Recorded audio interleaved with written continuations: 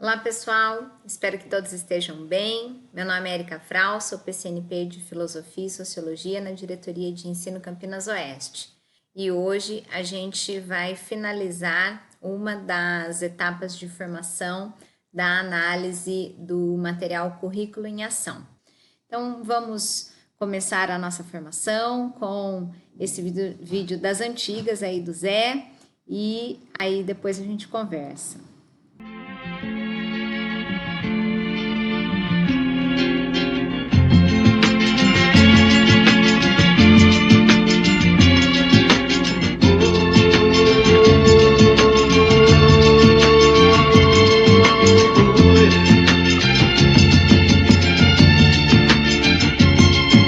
Vocês que fazem parte dessa massa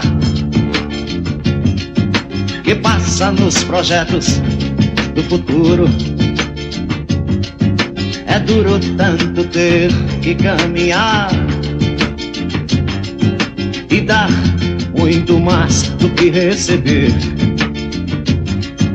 e ter que demonstrar sua coragem à margem do que possa parecer, e ver que toda essa engrenagem já sente a ferrugem de comer. Vida de galo, povo marcado e povo feliz. Vida de galo, povo marcado e povo feliz.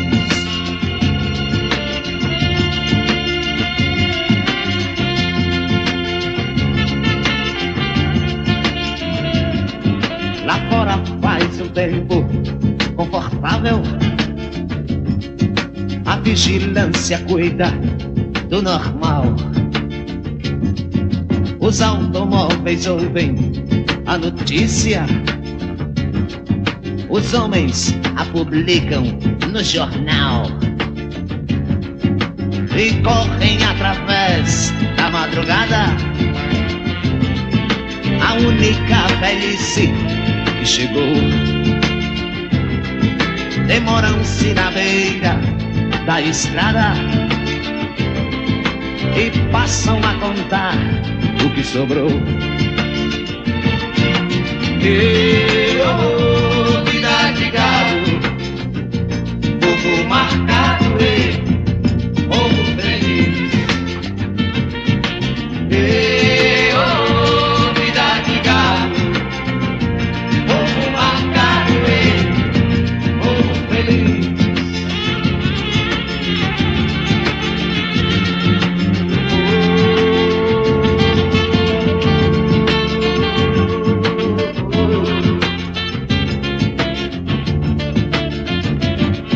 O povo foge da ignorância, apesar de viver tão perto dela, e sonham com melhores tempos idos. Contemplam essa vida numa cela, esperam nova possibilidade de verem esse mundo se acabar. A Arca de Noé, o dirigível, não voam, nem se pode flutuar. Não voam, nem se pode flutuar. Não voam, nem se pode flutuar. Vida de galo, povo marcado e povo feliz. Vida de galo, povo marcado e povo feliz. Hoje, então, a gente finaliza aqui um ciclo formativo, percorremos as situações de aprendizagem 1, 2, 3 e hoje vamos percorrer a situação de aprendizagem 4, sempre com o foco nas reflexões para os desafios interdisciplinares. Nós temos sempre que estar atentos que o tema é comum, que a situação, problema é comum e que os objetos de conhecimento é que se alteram, né? Então, nessa imagem a gente tem os objetos de conhecimento da geografia, da história, da filosofia e da sociologia, e são essas especificidades que são desdobradas na aprendizagem dos estudantes por meio da habilidade. A situação de aprendizagem 4, trabalho e desenvolvimento da habilidade 106. Olha só essa habilidade, pessoal. Utilizar as linguagens cartográfica, gráfica e iconográfica, diferentes gêneros textuais e tecnologias digitais de informação e comunicação de forma crítica, significativa, reflexiva e ética nas diversas práticas sociais, incluindo as escolares, para se comunicar, acessar e difundir informações, produzir conhecimento, resolver problemas e exercer protagonismo e autoria na vida pessoal e coletiva. Uma habilidade bem elaborada, né, bem complexa, que requer o desenvolvimento de muitas aprendizagens. Então, cada um dos componentes curriculares, por meio do desenvolvimento de seus objetos de conhecimento, tentaram, né, dar, né, uma identidade aí para o desenvolvimento dessa habilidade. O tema nos ajuda, né? O tema é integrador, as múltiplas linguagens no fomento da proatividade, acesso e uso da informação. É interessante a gente observar que no decorrer da explanação que nós vamos fazer, temos, né, possibilidades diferentes, então essas múltiplas linguagens elas vão aparecendo no desenvolvimento das situações de aprendizagem, como nós vamos conferir. E a situação problema, como meus desejos podem ser compatibilizados com a cidadania, é uma situação que vai nos acompanhar no decorrer do semestre. Então, a gente encerra o volume 1, encerra o primeiro bimestre com essa pergunta nos acompanhando. No volume 2, ela permanece, e aí no final do primeiro semestre vem um encaminhamento e uma proposta de atividade a ser desenvolvida com essa situação problema com os estudantes na área de ciências humanas e sociais aplicadas. Bom, então é uma honra encerrar esse circuito formativo aqui com a Sônia, com a Fernanda e com a Juliana. Vamos então para a nossa formação. Meninas, apresentem-se. Para quem não me conhece, agora, graças a Érica, eu acho que eu já estou mais conhecida. Meu nome é Sônia, sou professora da Escola Leme do Prado, em Valinhos, PEI Leme do Prado, desde 2019, a escola é PEI. Eu estou na escola há muito tempo, não vou nem falar, né? Assim, tipo, século passado, e sou professora de Geografia, com mestrado em História, PCA, de Ciências Humanas. Muito obrigada, Érica, pelo convite, como sempre, porque é sempre bom conversar e discutir com essas meninas que aqui estão. Muito obrigada. Meu nome é Juliana, eu sou professora de História da Escola de Programa de Ensino Integral da cidade de Valinhos, Círio de Barros Rezende, e estou professora coordenadora da área de Humanas, né? Então, gratidão novamente, Érica Frau, Sônia, Fernanda, por compartilharmos aí mais um momento, né, de formação, de estudo e de desafio, né, desse novo material, desse currículo em ação. Olá a todos e todes, meu nome é Fernanda, como disse a Sônia, né, com a ajuda da Érica, estou um pouquinho mais conhecida. Sou formada em Ciências Sociais, professora de Sociologia da Rede, trabalho no Eliseu Narciso, né, na Escola de Período Integral, e estou aqui, junto com as colegas aqui, para, mais uma vez, a gente vir fomentar um pouquinho, né, dessas situações de aprendizagem, que é um material novo e que está todo mundo aprendendo junto, o que é muito bacana também.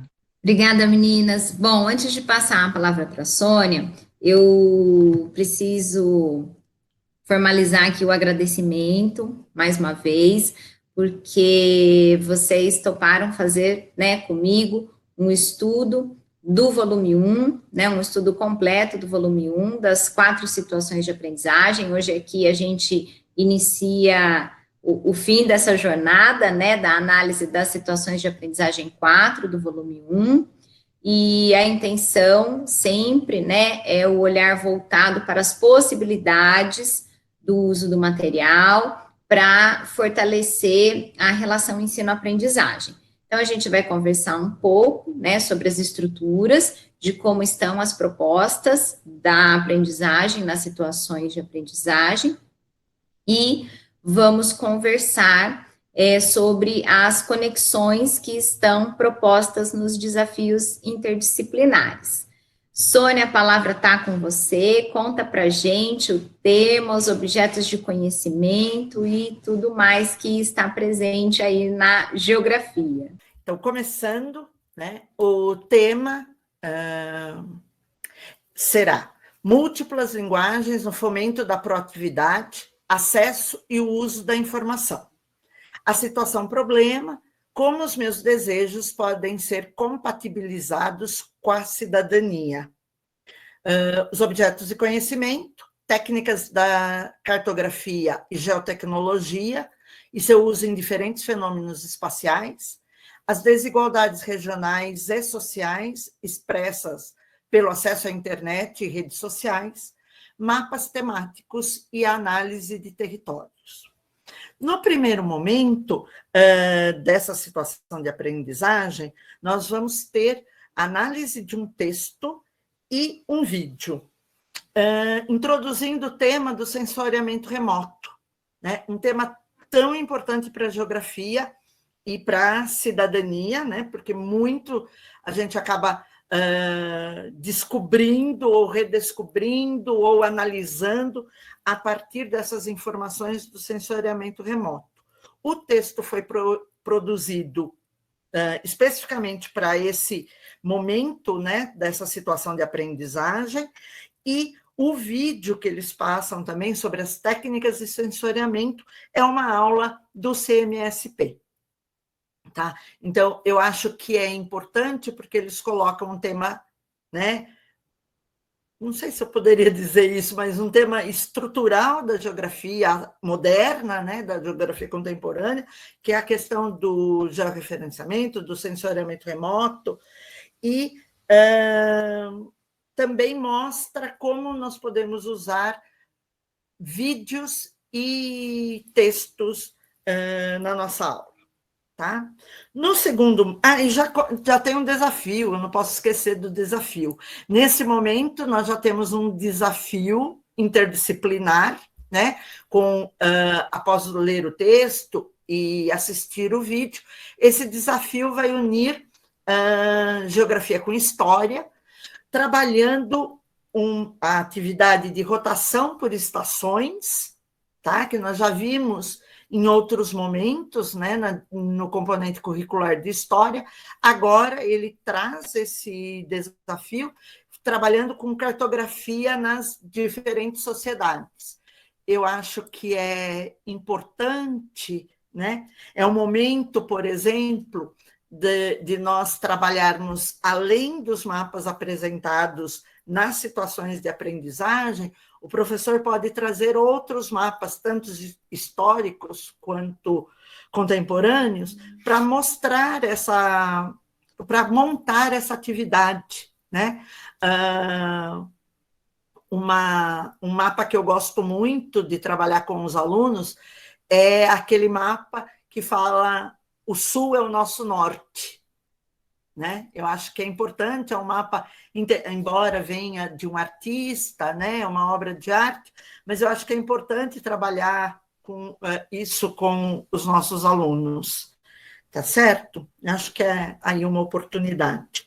Sônia, desculpa te interromper, mas lá na filosofia tem uma atividade onde uma obra de arte que retrata um mapa, não esse que você menciona, mas uma imagem mesmo, provoca esse pensamento no estudante, de como é que eu leio e interpreto uma imagem E como é que eu entendo aquilo como um mapa, uma fonte ou uma obra de arte? Então, é interessante essa reflexão, né? Muito. E é enriquecedora para os alunos. Toda vez que eu mostro esse mapa, porque eu gosto muito dele, toda vez que eu provoca assim, mas professora, a América do Sul está de ponta cabeça? Né? E eu acho que é uma situação importante aí para nós trabalharmos, e você disse muito bem, Érica, né? É enriquecedor, eu acho que essa é a palavra mais interessante para o momento. Tá? No segundo momento, é uma sala de aula invertida. Eu, particularmente, gosto dessa técnica, sabe? Eu acho que é bem legal. E ele apresenta pesquisa em grupos, né? Que serão sobre detecção de queimadas, cálculo de índice de vegetação, planejamento urbano, agricultura e arqueologia. Eu acho são 5 grupos que irão trabalhar, né, utilizando imagens de satélite, e irão trabalhar esses temas. Depois disso, os grupos apresentarão seus trabalhos, né, e poderão elaborar um mapa conceitual com todas as informações aí apresentadas nessa sala de aula invertida. O terceiro momento é uma produção de mapas, e eu acho interessante porque mostra, né, o papel da geografia nessa sociedade, a necessidade dos alunos conhecerem o espaço. Eu falo muito para os meus alunos, né? Eles não precisam saber de cor, né? Nós já passamos isso. Eles não precisam saber de cor onde está Quirquízia, né? Ou, sei lá, Azerbaijão, né? Mas eles precisam ter um conhecimento da localização, porque aprendendo a localização, eles se localizam no mundo, tá? E não precisar ir para o Google para cada citação que eles ouvem por aí. Então, a cartografia é extremamente importante. E vem esse terceiro momento com uma situação interessante, que é da cartografia social, né? De que modo as nossas memórias, e daí está muito ligado com história, embora nesse momento não se fale nisso, né? Nesse terceiro momento não fale dessa ligação, mas eu acho que só de falar cartografia social remete, né, à sociologia, e trabalhar com memória remete à história. Qual é a visão que cada um tem de um determinado local, né? Da cidade onde ele mora, ou do bairro, né? O caminho que ele faz para ir até a escola. Se a escola fica perto de algum ponto importante na cidade, e uma pessoa mais velha, qual é a memória que ela tem, né? Para chegar até a escola, por exemplo, né? Provavelmente a escola será o local de votação numa eleição, então ela vai ter que ir na escola, mesmo já tendo mais idade, né? Qual é a memória que ela tem? Então, este momento de cartografia, explicar o que é a cartografia social é importante, né? E depois o momento traz também a produção de um mapa utilizando a cartografia social, e, mais especificamente, um mapa sobre os riscos socioambientais, partindo do que está próximo do aluno, tá? Do local próximo a ele, identificando o bairro, a cidade. Às vezes a cidade é muito pequenininha, dá para fazer, né, da cidade, às vezes pode escolher só o bairro. Existe, como o momento está pedindo uma atividade em cima de riscos ambientais, existe área de risco ambiental próxima à escola? E daí, por exemplo, eu vou abrir um parênteses, no caso de Valinhos, né, o caso da minha escola e da escola da Juliana, nós estamos em área que, em épocas de verão, com chuvas muito intensas e muito rápidas, são áreas potencialmente de risco. A área que a Juliana está é ainda mais do que a minha, né? Porque eu estou um pouquinho afastada, mas temos também potencial de risco. Alunos nossos moram em áreas que são facilmente alagadas, né? Então, eu acho que é importante, além de tudo, socialmente falando, é importante que eles conheçam essas informações. É uma forma de trazê-los ainda mais próximo da realidade deles, porque,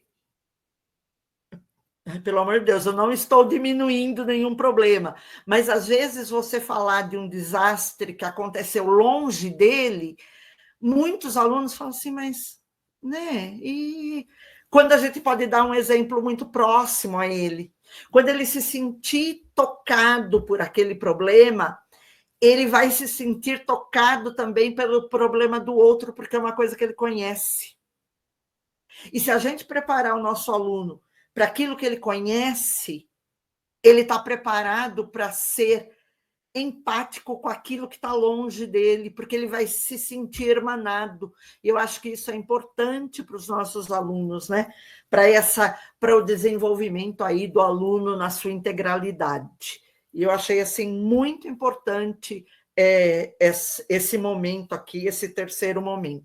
Essa sua colocação, né, de pensar, né, com empatia, né, de compreender aí a sua realidade, a realidade do outro, acaba dialogando com a situação problema do semestre, né? E lá no finalzinho do terceiro momento, vem essa discussão, né? Discuta com seus colegas as ações que poderiam ser realizadas pela comunidade para reduzir os riscos e desastres, né? Vem ao encontro perfeito do contexto aí que você traz da realidade de Valinhos, né? E como que os meus desejos podem ser compatibilizados com a cidadania, refletindo sobre esses impactos, né? No cotidiano, principalmente nos tempos de chuvarada, porque o negócio fica feio mesmo, né? Então, era só para comentar. Não sei se a Fernanda quer fazer algum comentário, se a Ju quer fazer algum comentário. Oi, Érica, eu tenho muita coisa para comentar, até porque essa situação, esse desafio, né, na situação de aprendizagem, ela vai explorar muito a geografia. Então, a partir do que é realizado, né, na geografia, a gente vai poder explorar, né, de forma crítica o texto, os dados obtidos, né, os mapas. Então, eu tenho muita coisa para falar nesse sentido da exploração que vai ser feita na sociologia do material, tanto, né, de sociologia, de história, e principalmente o de geografia. É importante, né, o que a Sônia levantou sobre a questão da geolocalização, por exemplo, da escola Ciro, né, que quando ocorrem, assim, chuvas, né, fortes, assim, chuvas, ocorre o alagamento, né, da avenida, onde a escola está, uma parte da escola está situada, e é interessante mesmo a gente trazer, né, os estudantes para essa reflexão, né, o que fazer? Né, a situação, o problema está aí, quando chove, né, chuvas fortes, acaba inundando a avenida, acaba dando, assim, consequências, né, para os comércios no local, inclusive em casas, né, e o que fazer, né? E aí a gente pode até trazer os estudantes para reflexão sobre a questão onde estão indo os nossos impostos, né? Então, foi feita uma tentativa aí de melhoria, né? Melhorou, né? Solucionou o problema, né? Então, a gente pode trazer, sim, os estudantes para essa reflexão, e o que né, o que nós, enquanto cidadãos, né, temos que fiscalizar, né, temos que ficar par, temos que tomar consciência do que fazer, né? Então, é interessante, né, porque é um problema real, e que podemos explorar, sim, né, numa sala de aula como uma situação-problema. Então, lembrando que essa atividade leva o aluno a identificar, né, um possível local de risco, identificar nesse mapa da cartografia social onde está a escola, onde está a casa dele, por exemplo, né, se não for muito longe, e depois identificar por meio de cores qual o grau de perigo, aonde está mais, qual é o local de maior risco ambiental.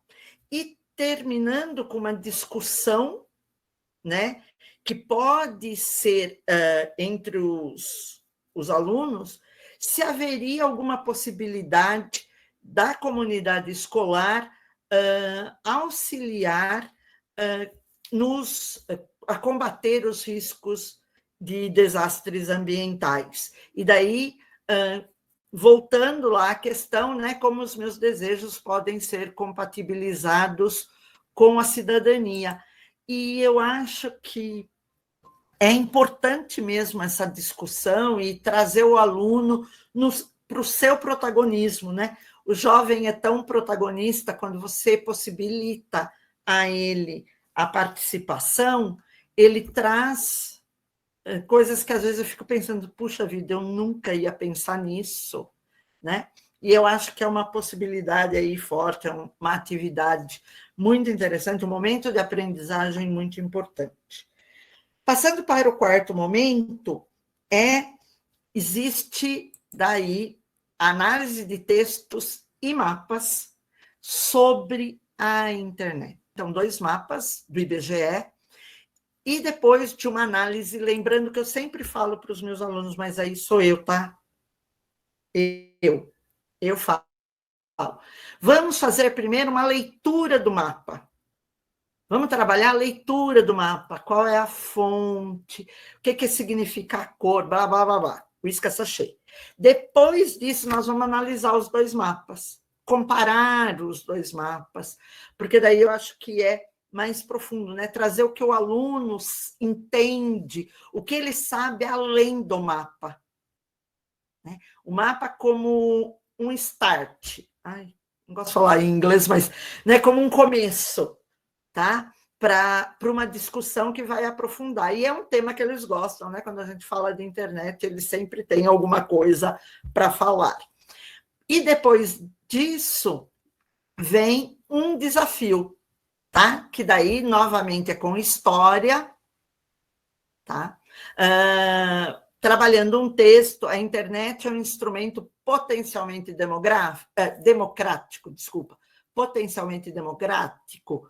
Daí vai analisar o mapa e vai responder questões sobre se a internet é democrática ou não. E eu acho que neste momento que nós estamos vivendo, neste longo momento aí, desde março de 2020, eu acho que essa é uma questão que muita gente tem muita coisa para falar, né? E né, eu acho assim que a gente tem que pensar no impossível, mas fazer o máximo que nos for possível, né? Não somos uma Suíça, não somos, longe disso, mas podemos vir a ser. E eu falo muito para os meus alunos, né? Que eles têm que pegar o bonde da história com as 2 mãos, né? Segurar no bonde da história com as 2 mãos e fazer o que for possível. E eu acho que essa discussão sobre se é democrática, esse acesso à internet é democrático ou não, é importante, eu acho que de mãos dadas novamente com a história, né? Sempre falando que nós somos ciências mais do que irmãs, e a partir de agora, né? O que nós podemos fazer em busca dessa democratização? Que a atividade nesse desafio leva a pensar que conclusão os alunos chegaram e o que está de posse deles fazer, né, para melhorar aí essa democratização da internet. E, finalmente, o quinto momento é uma questão do vestibular, utilizando uma outra situação, que é uma charge, e a questão leva em consideração as tecnologias aplicadas à cartografia, tá? Eu acho que a gente, nesta situação de aprendizagem, nós vamos além da área de ciências humanas, né? Quer dizer, em várias situações nós vamos, mas vou falar desta aqui. Nós vamos além das ciências humanas. Nós temos uma relação muito grande com linguagens, né? Porque são textos, são vídeos utilizados, são agora no vestibular uma charge, e nós temos também a nossa parceria com a área de matemática. Então, ciências humanas servindo realmente como uma grande ponte entre todas as áreas. As 4 disciplinas de ciências humanas interligadas e servindo de ponte com as outras áreas, eu acho que é muito interessante. Tá? Eu acho que é isso que a geografia traz para vocês hoje. Perfeito, Sônia. E fica muito evidente, né, na sua fala, né, analisando a situação de aprendizagem, que o tema está muito contemplado, né? As múltiplas linguagens no fomento da proatividade, acesso e o uso da informação, né? É saber ler a informação em múltiplas linguagens, né? Numa charge, num mapa, num texto, né? Eu acho que as situações de aprendizagem, elas vão para esse encaminhamento. Antes de passar a palavra para a Ju, eu acho que é legal a gente destacar aqui que é a história que está dando o tom dessa reflexão toda nos 4 componentes, né? Porque na situação de aprendizagem 3, que nós analisamos no ATPC anterior, ficou bem claro que o filósofo Russell estava dando o tom das reflexões, né?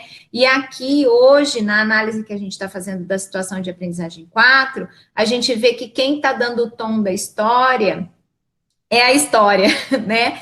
Então, vou passar a palavra para a Ju, que ela vai fazer, então, para a gente a exposição, e aí a gente continua refletindo aí sobre as informações da situação de aprendizagem 4. Ju, a palavra está com você. Ok. Bom, então o tema, competência e habilidade, né, é a mesma, né, para os 4 componentes. Eu vou dar um foco aí nos objetos do conhecimento da história, né, que traz as imagens e seus diferentes suportes, informação, comunicação, política e social, ao longo das temporalidades históricas, né. Então, a situação de aprendizagem 4, ela traz aí, né, como carro-chefe também da história, as fontes históricas como suporte na reconstrução do passado, tá? Essa situação de aprendizagem, acredito que tenha tido algum errinho aqui, né, que ela é dividida em 4 momentos, mas, na verdade, o 4º momento, né, transformaria num 3º momento, porque o 3º momento acaba não aparecendo, tá? Então, vou falar um pouquinho sobre o 1º momento, e eu investiria, assim, um tempo crucial, né, numa sala de aula com os estudantes nesse 1º momento, que, inclusive, esse 1º momento aí, ele faz um diálogo, né, tanto com geografia como com sociologia, tá? Então, o 1º momento aí, ele traz um texto, né, o texto 1, que é de Carlo Ginzburg, né, que ele fala: a internet é um instrumento potencialmente democrático, né? Então tem um pequeno texto, é a adaptação de um pequeno texto, né? E por que o Carlo, né, ele fala potencialmente democrática, né? Por quê? Pois o acesso ainda não é para todos, né? E como a Sônia disse aí, né, anteriormente, todos nós, né, tanto professores quanto estudantes, nós passamos, né, por esse laboratório, por essa experiência, né? Desde quando aí foi colocado e decretado o isolamento social, onde cada um de nós tivemos que estarmos aí em casa, né, trabalhando aí o home office, né? E aí, todos tiveram as mesmas condições para os estudos, né? E aí nós podemos, né, analisar as diferentes geolocalizações das nossas escolas, né? Temos aí as escolas mais centrais, né, com um determinado público, com determinados estudantes. Nós temos aí as escolas, né, das regiões aí da periferia, com também o público, né, da periferia. E aí, como que foi, né? Como que foi esse acesso ao estudo, né, ao ensino e aprendizagem? E assim, eu investiria um bom tempo mesmo numa reflexão, numa discussão, né, em sala de aula, né, porque até então falamos tanto, né, desses migrantes, desses nativos tecnológicos, desculpa, né, migrantes, assim, a maioria de nós, professores, né, e os nossos estudantes, esses nativos tecnológicos, né, e enquanto a gente não enfrenta um problema, parece que todos têm acesso à internet, parece que todos têm acesso a essa tecnologia, né, e parece que todos sabem usá-la, né. Até que veio aí a pandemia, né, e escancarou realidades, assim, que nos trazem a uma reflexão, né, a um pensamento e até uma determinada angústia, né. Então, assim, seria muito interessante mesmo investir um tempo, né, nesse texto 1 e também no texto 2, né, o texto 2, né, de Peter Burke, também um fragmento aí do historiador Peter Burke, em que ele fala assim, ó, você não sabe mais que seus ancestrais, né? E o interessante, né, desse texto 2 é que o Peter Burke, ele desconstrói a ideia de que com o advento da internet saberíamos mais que os nossos ancestrais. E aí nós podemos trazer para os nossos jovens, né, uma reflexão sobre o que é conhecimento, né, o que é conhecimento? Porque vivemos na era da informação, né? Recebemos aí enxurradas de informações, né? Até assim, como eu sou uma migrante aí tecnológica, né? Teve um momento assim que eu vinha tantas informações, né? Por várias redes sociais, e aí querendo dar conta de tudo, querendo estar por dentro de tudo, né? Chega um momento que entra até em parafuso, né? Porque a gente não dá conta, né? Tem que haver um filtro, né? E aí nós temos que trazer para os nossos jovens em sala de aula, né, a diferença, né, entre informação e conhecimento, né? Porque até então, antes aí dessa revolução tecnológica, né, estávamos acostumados com o quê, né? Com uma sociedade gerontocrática, né? Se nós analisarmos aí, né, até a Érica, aí, se a gente, né, analisar os gregos, né, a antiguidade clássica, né, quem obtinha o conhecimento, né, os anciãos, né, quem eram os anciãos, né, e de repente, assim, parece que, por causa do advento da internet, parece que só os jovens, né, só os adolescentes, né, que sabem mexer, né, nesses aplicativos, mas aí cabe um ponto de interrogação, né? Por onde eles navegam? Até que ponto eles sabem mesmo fazer a pesquisa, né? Fazer a pesquisa aí corretamente, né? Será que os mais velhos, né? O conhecimento, né? Trazidos pelos mais velhos, por nós, será que não cabe mais a essa sociedade? né?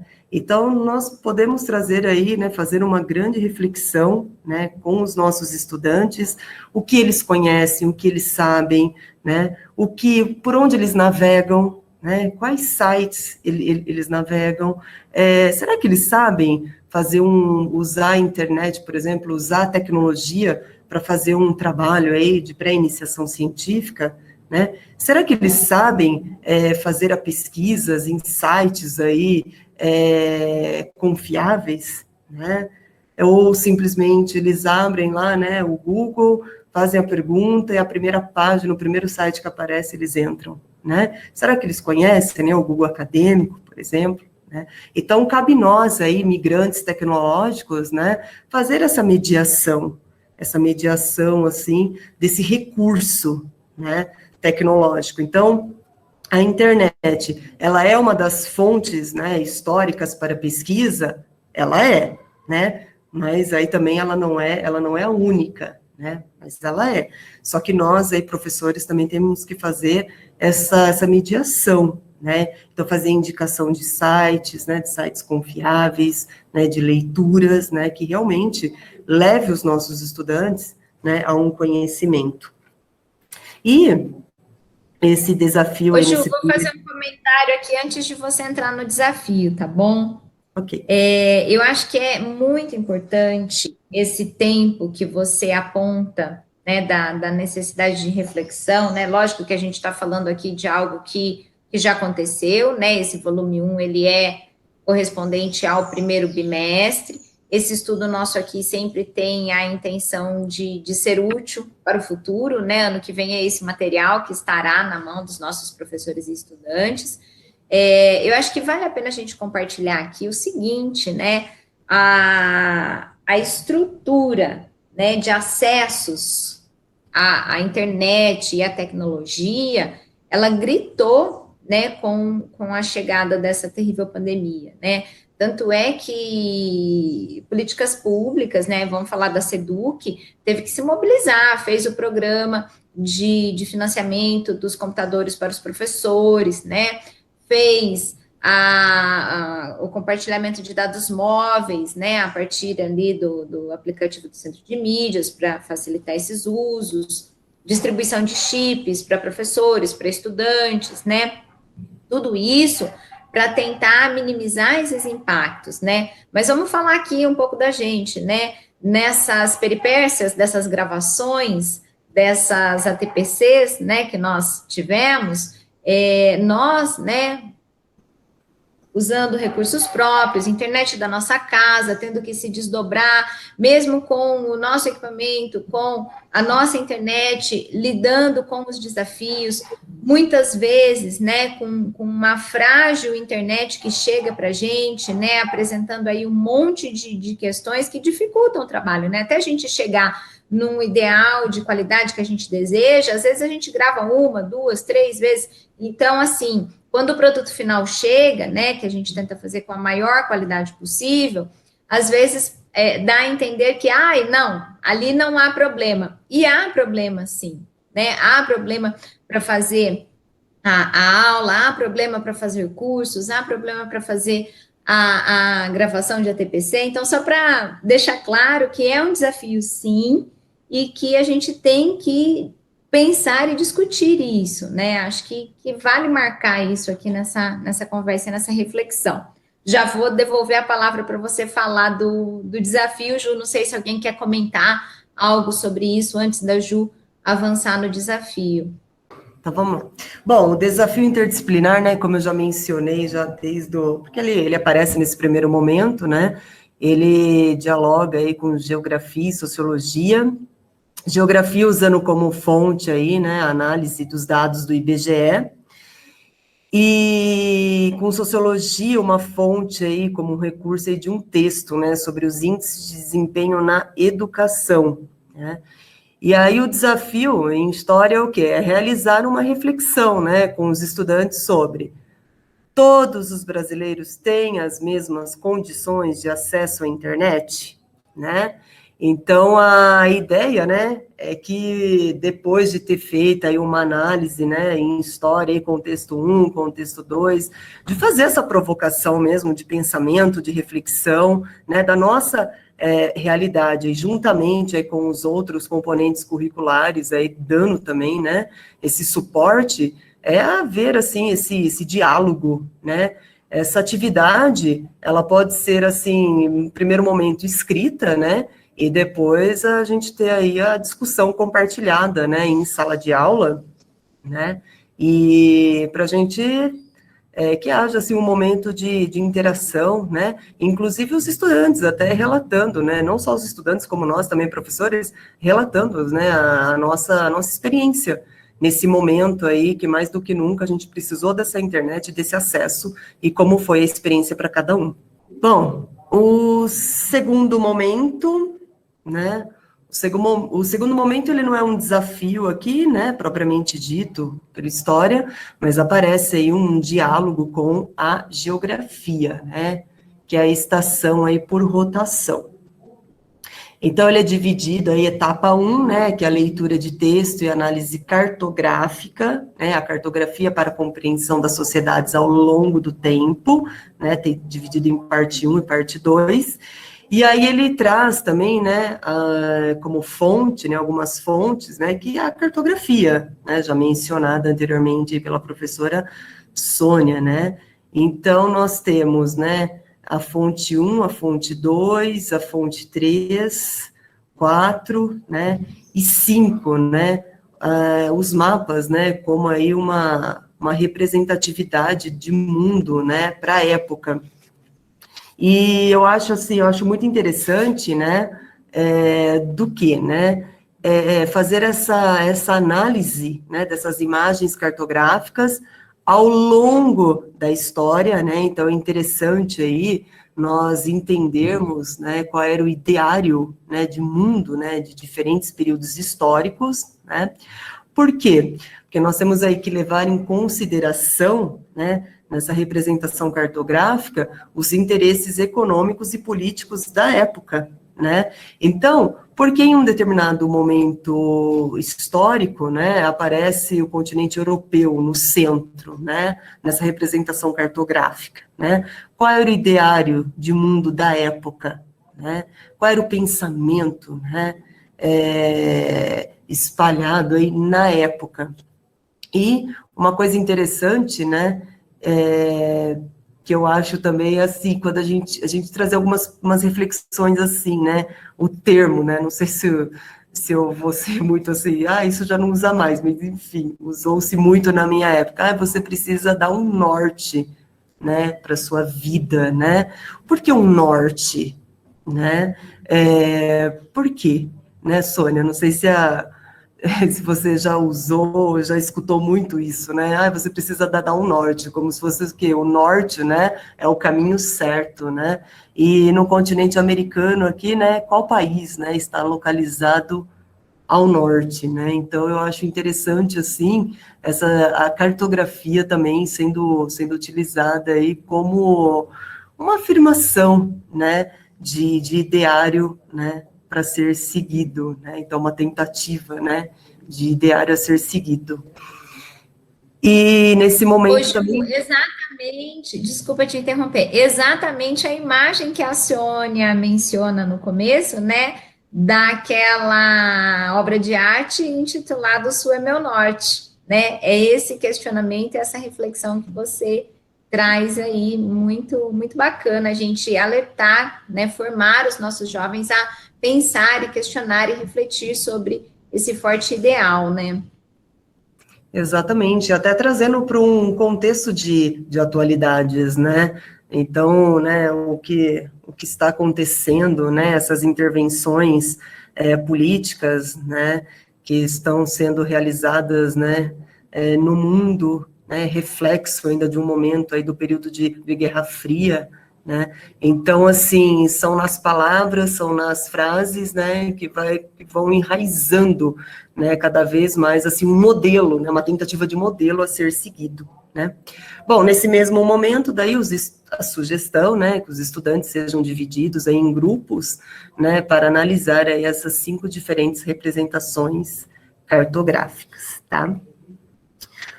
E um terceiro momento, né, mas se vocês olharem no caderno, né, vai estar escrito aí como quarto momento, né, mas esse terceiro momento daí, ele traz aí um desafio com sociologia e filosofia, né, que é uma sugestão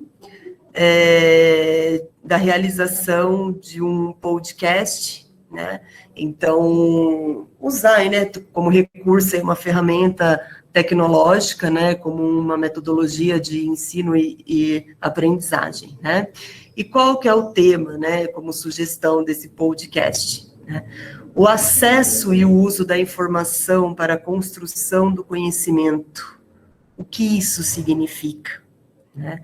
Então, é interessante porque toda a situação, né, o primeiro momento, né, eu vou repetir isso daí, o primeiro momento, né, desse componente curricular de história, eu investiria um tempo mesmo para reflexão, porque ele dá todo um suporte, né, numa construção de argumentação para os nossos estudantes, para a realização, né, de sugestões aí das outras atividades, inclusive desses desafios, né, interdisciplinares.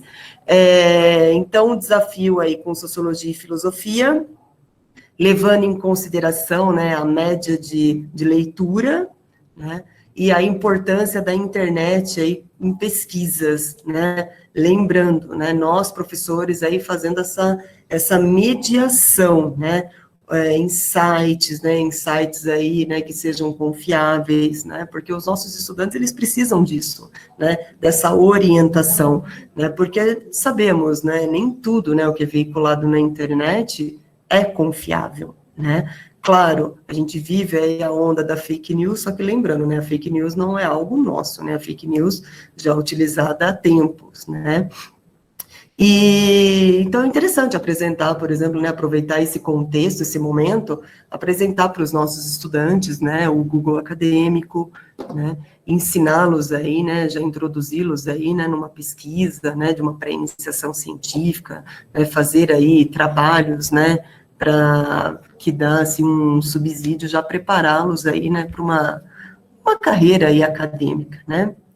E deixar bem claro aí, né, que vivemos momentos aí de enxurradas de informações, né, no entanto, é necessário saber filtrá-las e interpretá-las. Eu acho que é isso, né, e a situação de aprendizagem também, né, a situação dá dicas, né, de como construir aí esses podcasts, né, então eu acho bem interessante, e os nossos estudantes, assim, como a gente vive ondas, assim, de podcasts, eles se interessam, né, de usar aí esse recurso tecnológico, né, como ferramenta aí de ensino e aprendizagem.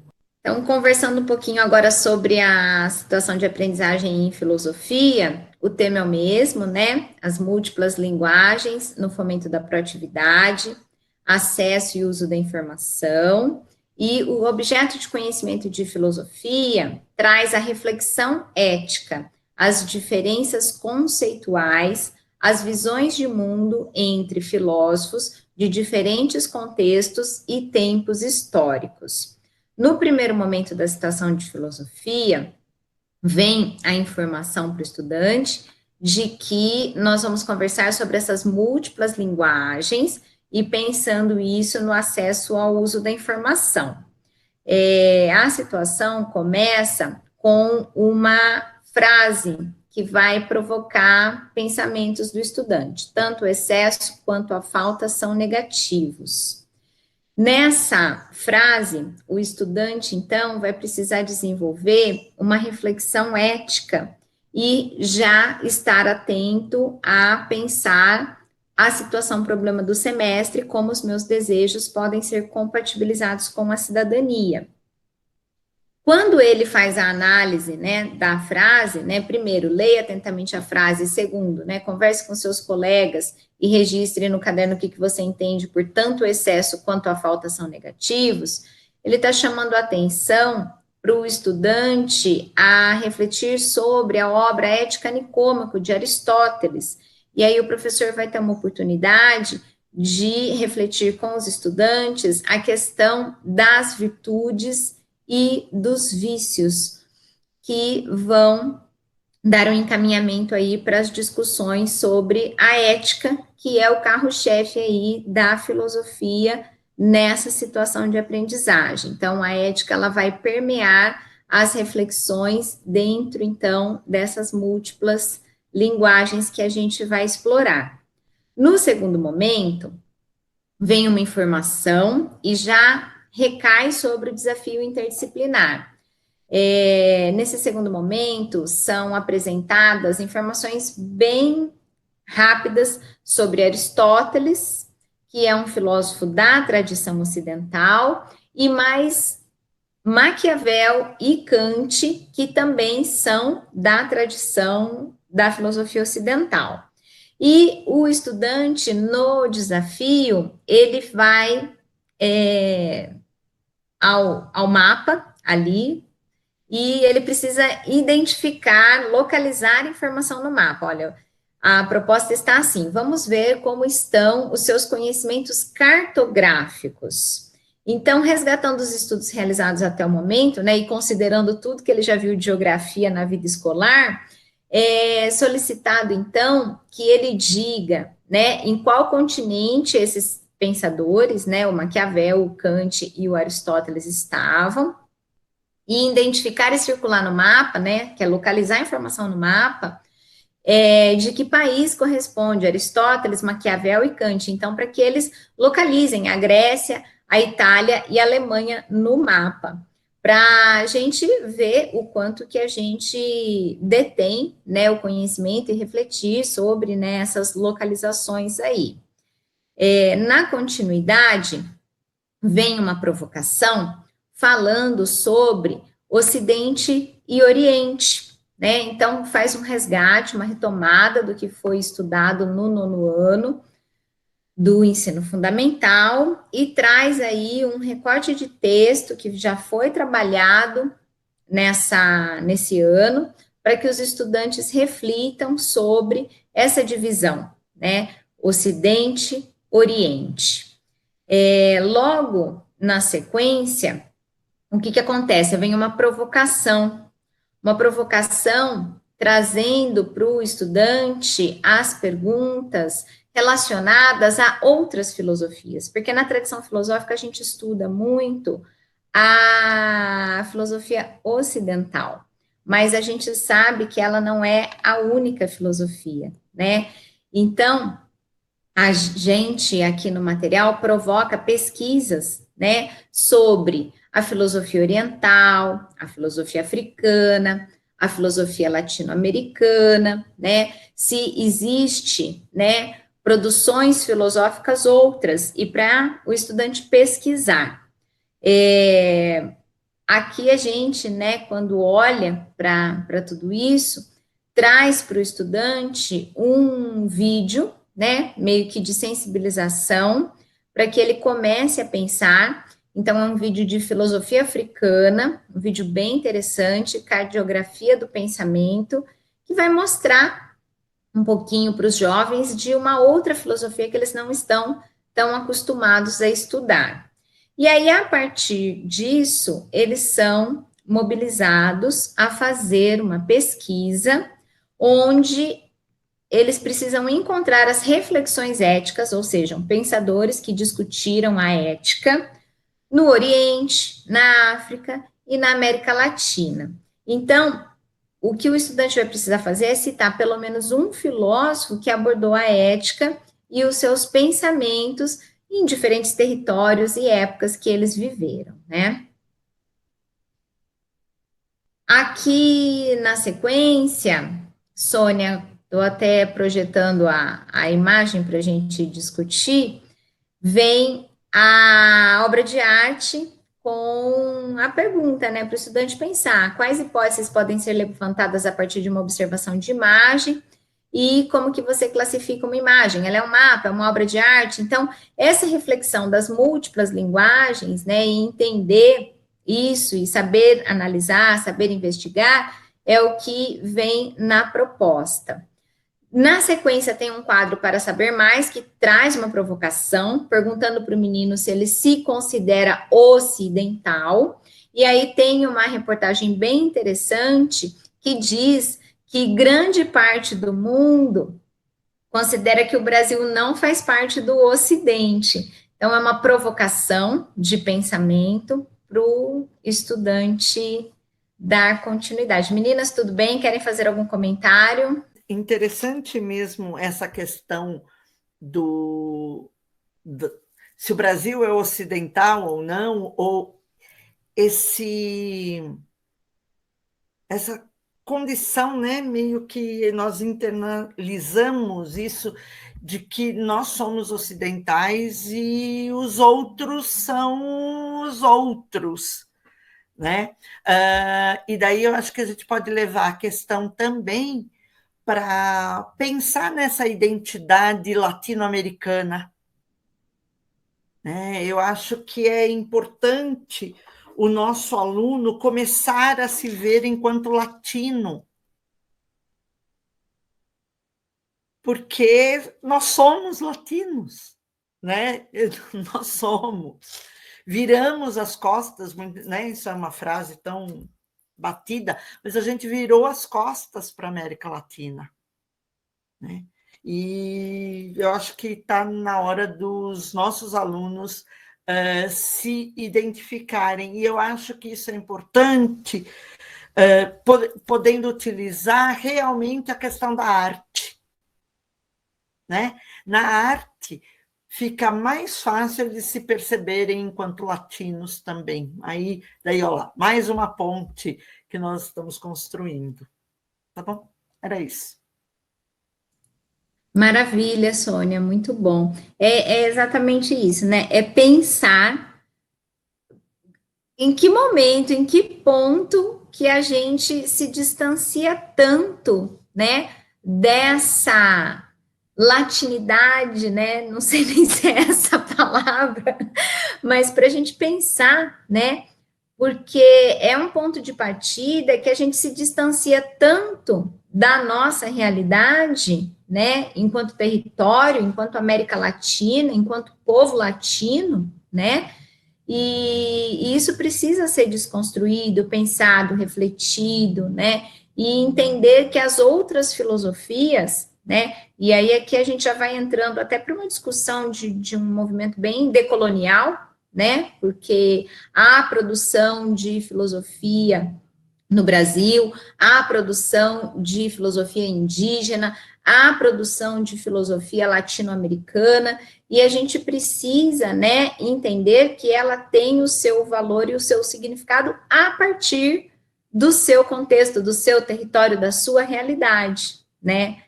Mas vamos avançando aqui nas reflexões. Então, pessoal, no terceiro momento, vem aqui uma conexão, né, com o componente de história bem marcado, falando, né, que toda informação é preciosa, né, a gente estava conversando aqui sobre informação e conhecimento, né, a Juliana muito bem coloca que a gente nunca teve acesso a tanta informação, mas como que a gente faz para transformar essa informação toda em conhecimento, né? E a partir desse terceiro momento, vem a retomada da leitura do texto 1 e do texto 2, que abre a situação de aprendizagem de história, e traz um desafio interdisciplinar. Nesse desafio interdisciplinar, o estudante, então, vai verificar, classificar e sistematizar essas informações. O exercício que é proposto é para que ele faça a coleta de uma informação nas suas redes sociais, que ele escreva o título dessa notícia e que ele faça um checklist, verificando, então, se a fonte, né, é original. Se não tiver fonte, não é para ele confiar na informação. Verifique sempre a data da publicação, verifique a credibilidade de quem publica a informação, vá além do título, verifique o conteúdo da informação. É um checklist básico necessário para a gente dominar aquela informação que está chegando para nós, né? E, lógico, antes de compartilhar uma informação falsa, porque isso tem acontecido com muita incidência, né? E, às vezes, é por descuido, né? Não é proposital, muitas vezes é proposital, né? A gente sabe disso, mas a gente precisa estar atento, né, aos fatos e fazer a circulação da informação correta acontecer. Nesse sentido, a gente já parte para o quarto momento. Tem uma questão do vestibular da Universidade de Pernambuco, de 2014. Essa é uma atividade que vai, então, permear a ética, que foi fio condutor das reflexões. E temos o momento E para concluir, que já vai dar aí a chamada um pouco para as questões que serão discutidas na sociologia. Nessa situação de aprendizagem, a gente foi refletindo, né, sobre diversos olhares, e vem uma pergunta no E para concluir, que nos chama atenção. Você já parou para pensar que pode ser antiético quando compartilha uma informação falsa, que pode estar prejudicando alguém? Então, a partir de todas essas reflexões, vamos filosofar. A fake news tem crescido de maneira espantosa. Você consegue atribuir alguma relação desse fato com a nossa situação, problema? Como que os meus desejos podem ser compatibilizados com a cidadania? E aí, a gente encerra, né? A filosofia sentiu, né, muitas dificuldades na hora de construir essa situação, porque a habilidade, né, quando a gente olha para a habilidade, a gente encontra, né, muito mais facilidade para a geografia, para a sociologia e até mesmo para a história acontecer, mas eu acredito que as provocações que aqui vieram traz, né, um movimento de pensamento interessante e consegue ter aí uma articulação com os demais componentes. Vou, então, passar a palavra para vocês. Fernanda vai fazer a exposição de sociologia. Na situação de aprendizagem 4, em sociologia, então, ainda, como as minhas colegas já colocaram, né, o tema e a situação problema ainda são o mesmo. Ou seja, múltiplas linguagens no fomento da proatividade, acesso e uso da informação, e a situação problema, né, como os meus desejos podem ser compatibilizados com a cidadania. O objeto de conhecimento que vai mudar aqui. Então, na sociologia, a gente vai estar, né, trabalhando, então, com diferentes formas de manipulação da informação na sociedade, imparcial, tendenciosa e ideológica. Então, esse vai ser, né, o assunto que a gente vai, o conteúdo que a gente vai trabalhar ali. Achei oportuno e tão importante a gente trabalhar com esse assunto, visto, né, que estamos aí à margem de diversas desinformações, né, sendo bombardeados por fake news. Então, aqui é mais um instrumento que temos para mostrar para o aluno que a necessidade de se procurar saber de uma informação, de não aceitar uma informação apenas dada como ela está lá, né? Que a gente deve investigar, saber da fonte, buscar de transformar, né, esse aluno no investigador. Eu acho que esse é o grande... seria, né, o nosso grande motivo de estar aqui na educação, mas para transformar esses nossos alunos em novos seres, em novas pessoas que vão construir aí um mundo melhor. Então, a gente, né, pegando ainda esse tema das múltiplas linguagens no fomento da proatividade, acesso e uso da informação. E aqui, por hora, né, trabalhando com essas diferentes formas de manipulação, imparcial, né, ideológica e tendenciosa. E no primeiro momento, então, na sociologia, vai trazer uma afirmação, múltiplas linguagens no fomento da proatividade, acesso e uso da informação. E a partir dessa afirmação, ele vai propor uma reflexão. E aí ele vai dar 4 passos ali, né? A proposta de discutir a informação, o que ela está falando, né? Essa afirmação, reescrever a frase, conservando a ideia original, depois reescrever essa frase, deixando a informação implícita, e num outro momento, né, demonstrar possíveis formas de manipulação dessa informação. Ou seja, ele vai colocar o aluno para pôr a mão na massa, ou seja, a partir de uma informação que ele possa ir transformando-a de um jeito que torne ela manipulada. Então, mostre para o aluno como é fácil, né, manipular uma informação. Então, a partir de uma informação dada, a omissão ou deixar, né, de falar outras informações que compõem isso seriam determinantes para poder manipular ou não essa informação. Num segundo momento, né, ele vai trazer um texto que vai falar sobre o PISA, ou seja, o Programa Internacional de Avaliação de Estudantes. Além do texto, a proposta também é assistir um vídeo.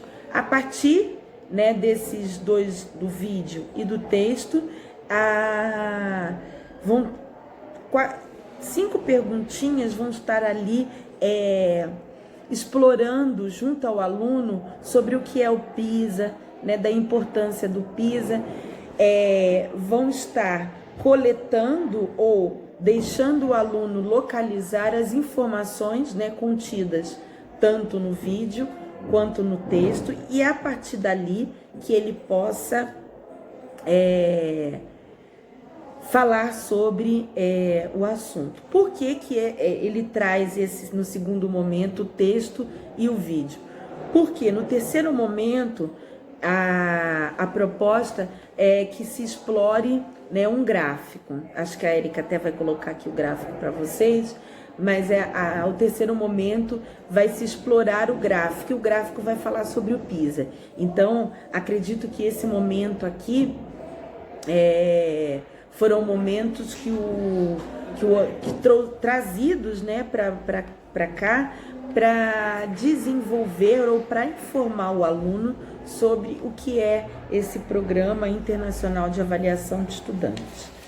E aí, no terceiro momento, né, a partir da avaliação do gráfico, né, desse gráfico que também vai ser trabalhado, né, em geografia.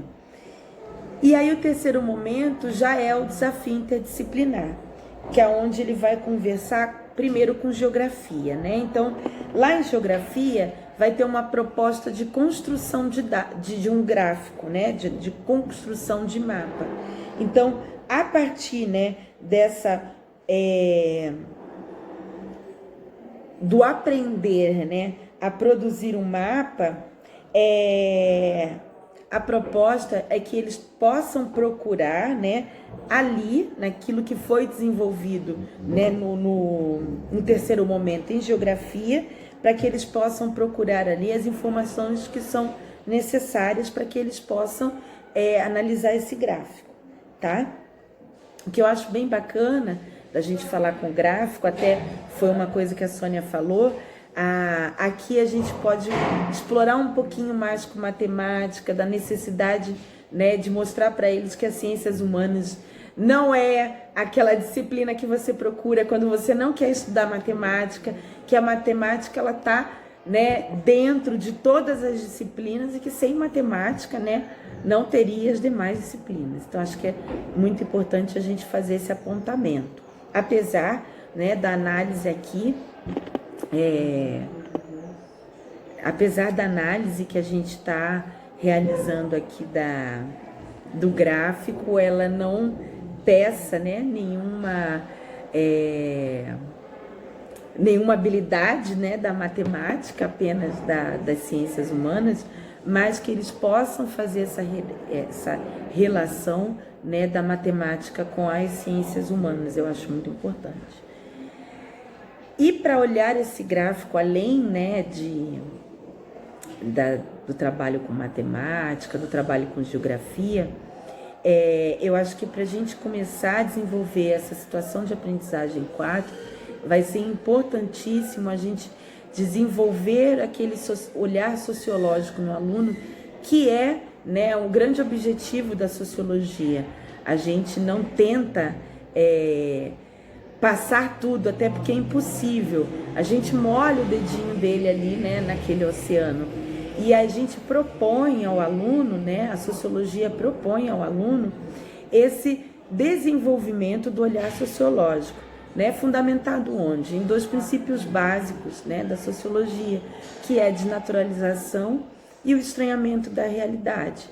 Então, eu acho que para a gente, né, começar a olhar, né, esses dados, olhar, desenvolver junto ao aluno, né, essas diferentes formas de manipulação, né, seja ela imparcial, seja ela ideológica ou seja ela tendenciosa, eu acho que é importantíssimo a gente, né, propor ao aluno, primeiramente, né, se permitir olhar, né, através dessas 2 lentes, né, do estranhamento e da desnaturalização. No 4º momento, então, o 4º momento ele vai trazer a importância, né, da internet e das tecnologias de informação e comunicação digitais, vão trazer, né, novas questões para as ciências humanas e sociais aplicadas. Então, né, como que essa nova tecnologia, né, essas novas formas de difusão dessas tecnologias vão mexer, né, dentro das ciências sociais. E aí eles vão, a partir, né, de questões, né, das respostas de Pierre Levy para 2 questões que são questionadas a ele, né? Quando a internet surgiu, a grande expectativa era do seu aproveitamento para fins educacionais. O que vemos hoje é uma grande disseminação de informações, mas, em grande medida, de conteúdo superficial, fake news ou bobagens. A internet e as redes sociais nos deixaram mais limitados? E a segunda pergunta, né, qual a importância da leitura na formação do cidadão? Então, aqui também parte, né, de 2 provocações, né, a partir das respostas que tem. E aí, né, vamos novamente para um desafio interdisciplinar, mas aí eu vou, né, estar ali junto com filosofia. Então, a ideia é que, com base nas respostas do Pierre Levy, que então a gente retome lá o 3º momento do material de filosofia, que vai trazer um checklist, né, para classificar a confiabilidade, né, de uma informação obtida na internet. Então vai ser um checklist, né, com um processo de verificação, classificação e sistematização, né, das informações. Então, a partir disso, né, vai ser o nosso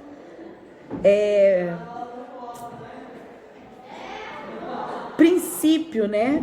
Sem ele, a gente não vai conseguir fazer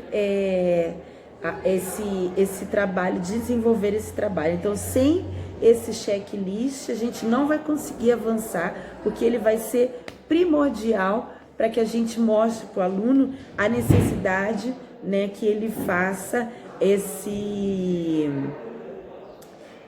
processo, né, de verificação das informações. Então, ele vai trazer ali o passo a passo que ele deve fazer, e aí ele vai trazer alguns indicadores para que o aluno, né, olhe a partir disso aí.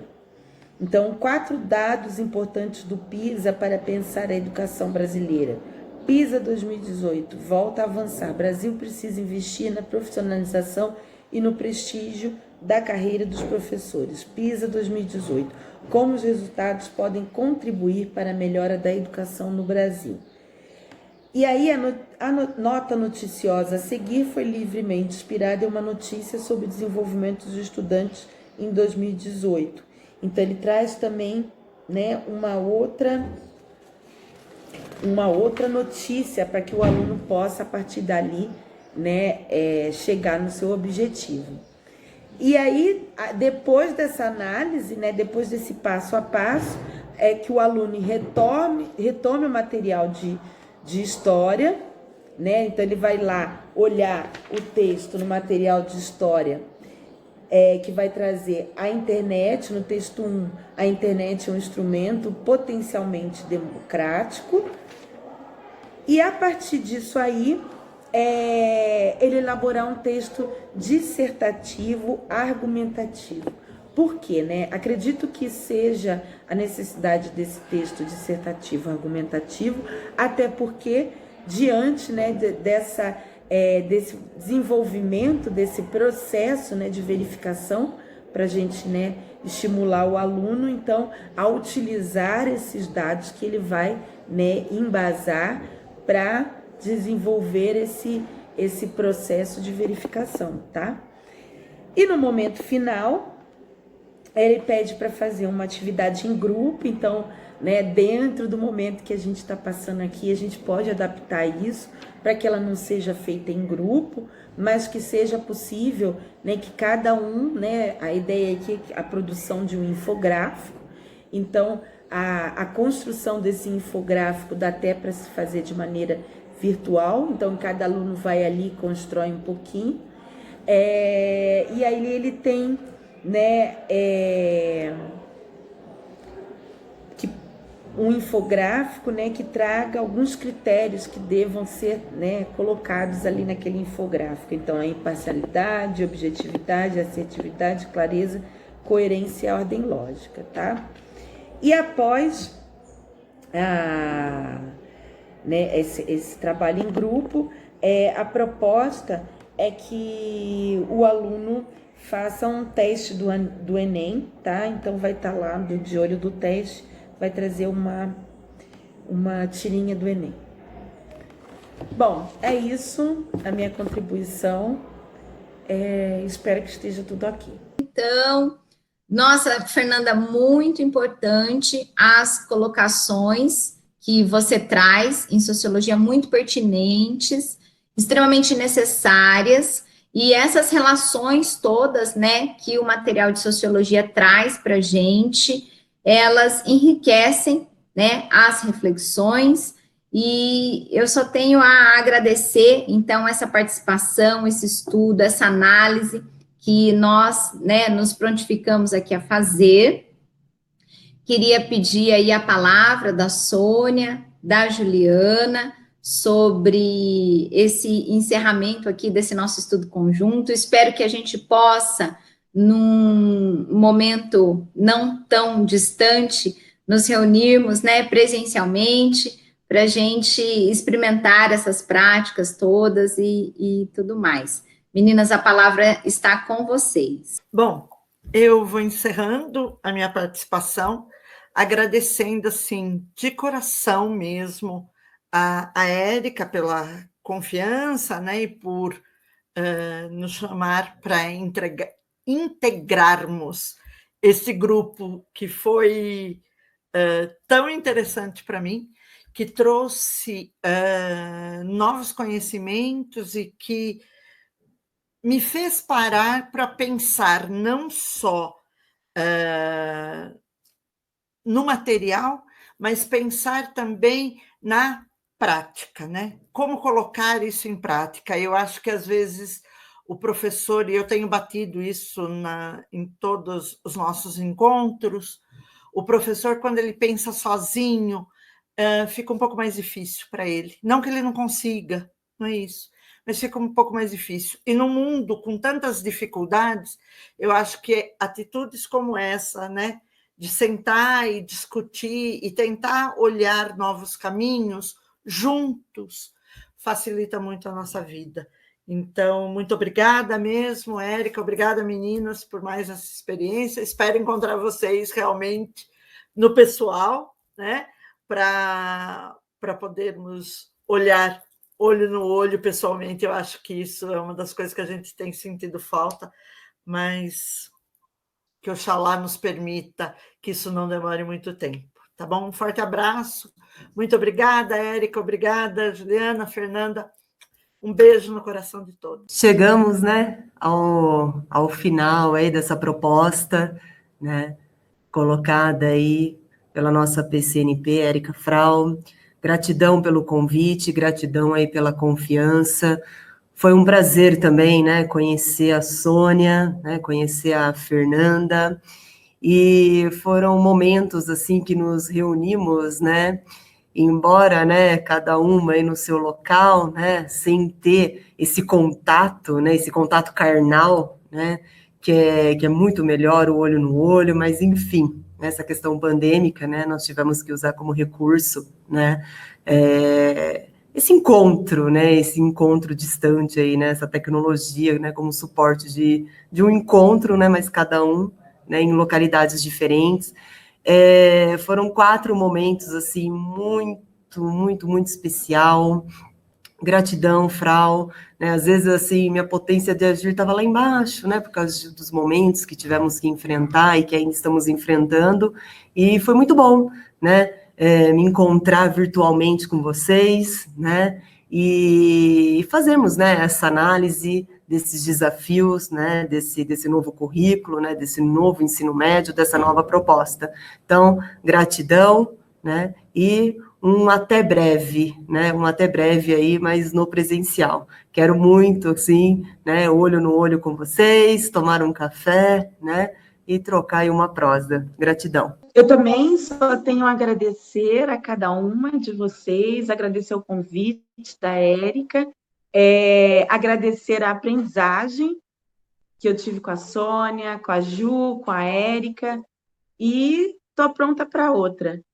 Faço ainda, né, das palavras da Ju, que tem dia que a gente está meio, né, para baixo, o dia está cansado, e mesmo dentro disso tudo, a gente encontrou um espaço ali para trocar, né, informações, trocar outras formas, né, de ver aquela situação ali de aprendizagem. Muito obrigado e até mais.